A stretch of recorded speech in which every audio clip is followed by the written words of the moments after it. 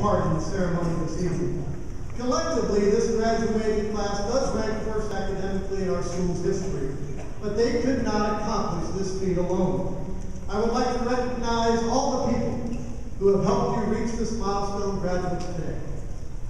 Your parents, grandparents, aunts, uncles, sisters, brothers, friends, and neighbors who have loved you and stood behind you every step of the way.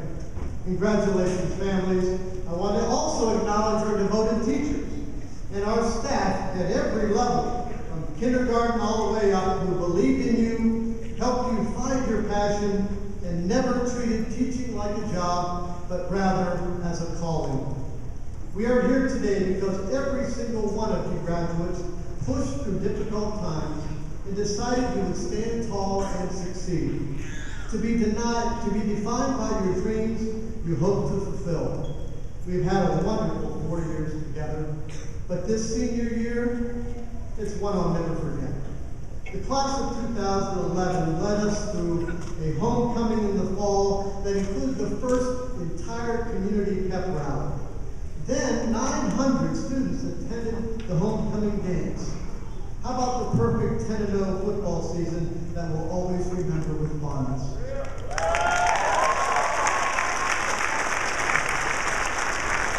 I was kind of a part of that. I truly enjoyed addressing the team in the locker room for pre-game talk and directing the band for the national anthem, but believe me, neither of those have any effect on any of the wins.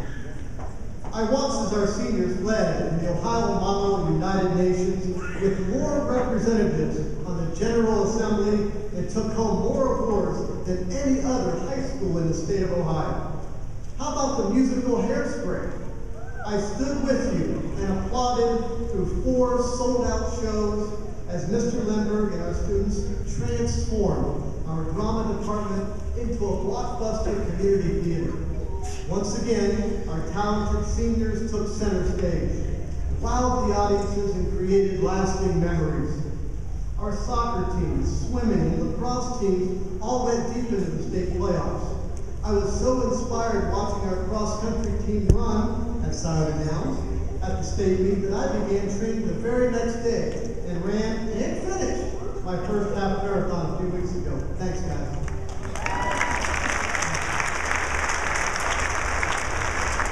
Our teams were supported throughout the entire year by a spirited, loud, and most creative cheering section in the state of Ohio.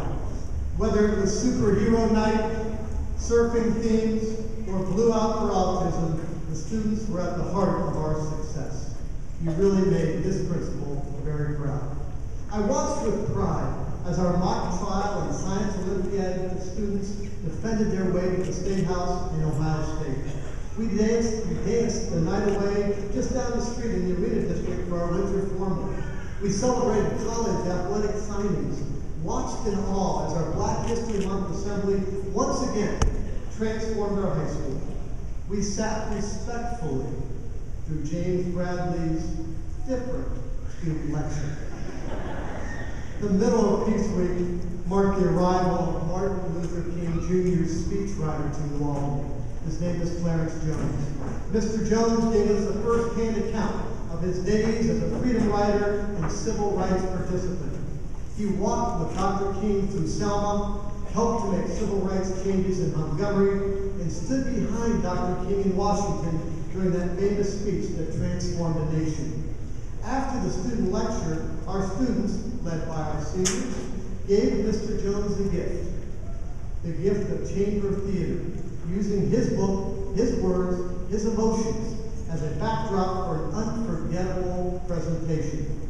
The dramatic gift that we gave him left Martin Luther King's speechwriter virtually speechless and in awe and emotionally moved. The man who was an eyewitness to historic, cultural, and civic change was visibly touched by our students' gifts and their talents. Well done, drama students. The sun did not shine much this spring, but on a certain day in April during Peace Week, lunch on the lawn day, the sun warmed our courtyard. Once again, the seniors took the main stage for an afternoon of music, art, drama, competition, great food, and ship. The prom was a huge success with lots of great memories, the senior breakfast with parents, a picnic at the stadium, college signing day, and of course, the senior walk, where 900 students, families, and community members lined the walkway to thank our senior class for their leadership as they passed through those main gates for the final time. The class is led with integrity and courage. They have set the bar high for classes to follow, but the true test of their impact will be felt as those classes of 2012, 2013, and 14 pass through those very same gates for their senior walk. It is the passing of the torch, leaving a legacy of leadership and achievement that is the true measure of a graduating class. It takes courage to stand up in the face of adversity and to do the right things when no one else is watching. This class has done just that. The second story I want to talk to you about is about integrity. And Easy Eddie trying to change his life for the better to leave the gift of a legacy that his son could see and learn from. Let me put on my glasses. Many years ago, Al Capone, you heard of him, virtually owned the city of Chicago. Capone wasn't famous for anything heroic.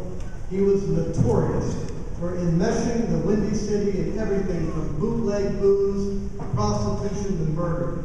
Capone had a lawyer named Easy Eddie. He was a lawyer for a good reason. Eddie was very good. Eddie's skill at legal maneuvering kept Big Al out of jail for a long time. To show his appreciation, Al Capone paid him very well. Not only was the money big, but also Eddie got special dividends. For instance, he and his family occupied a fenced-in mansion with live-in help and all the conveniences of the day. The estate was so large in Chicago, it covered an entire city block. Eddie lived the high life, the life of a Chicago mob, and gave little consideration to the atrocity that went on around him. Eddie did, though, have one soft spot. He had a son that he loved dearly. Eddie saw that his young son had all the clothes, cars, and a good education he could want. Nothing was withheld. Price was no object, and despite his involvement with organized crime, Eddie even tried to teach his son right from wrong. Eddie wanted his son, though, to be a better man than he was. Yet with all of his wealth and all of his influence, there were two things he could not give his son. He couldn't pass on his good name or his good example. So one day, Eddie wakes up and decides, I gotta make a decision. Easy Eddie went to rectify the wrongs that he had done his entire life. He decided to go to the police, to go to the authorities, and tell the truth about Al Scarface Capone. He cleaned up his name, offered his son some semblance of integrity. To do this, he would have to testify against the mob, and he knew that the cost would be great. So he testified, but within a year, Easy Eddie's life ended in a blaze of gunfire in a lonely Chicago street.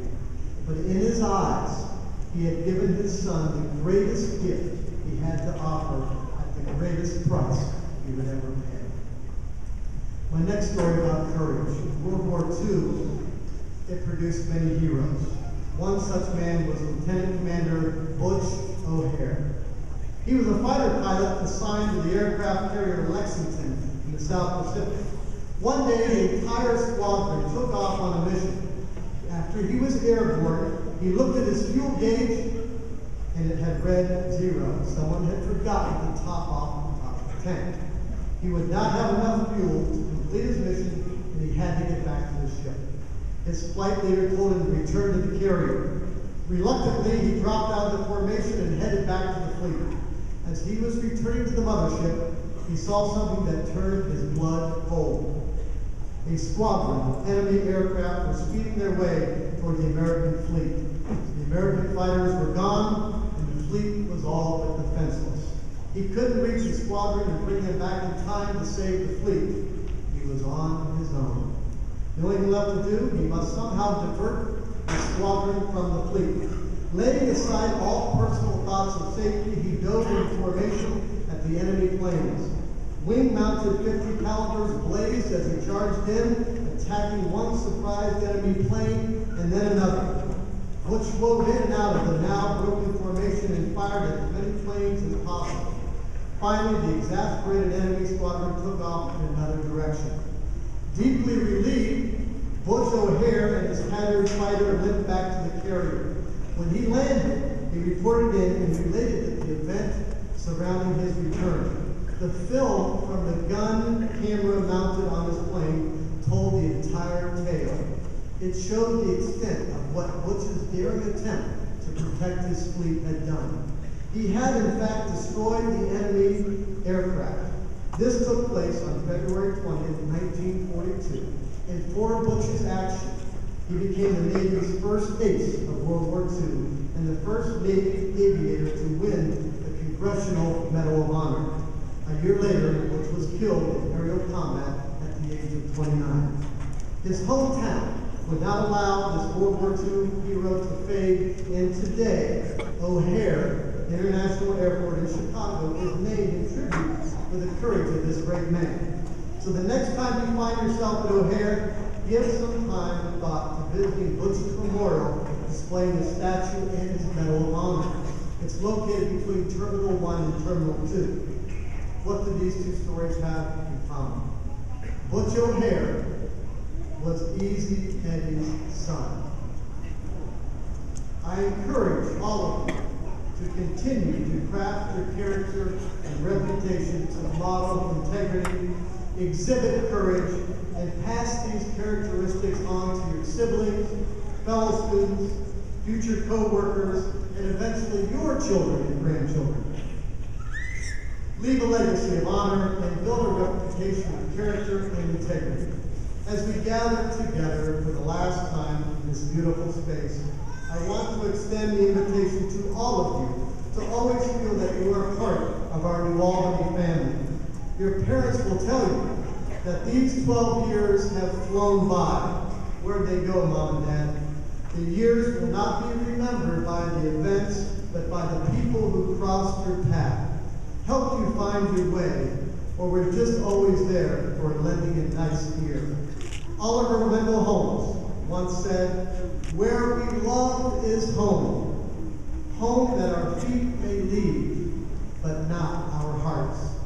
Class of 2011, you will always be in my heart, and you always have a home at New Albany High School. Thank you very much.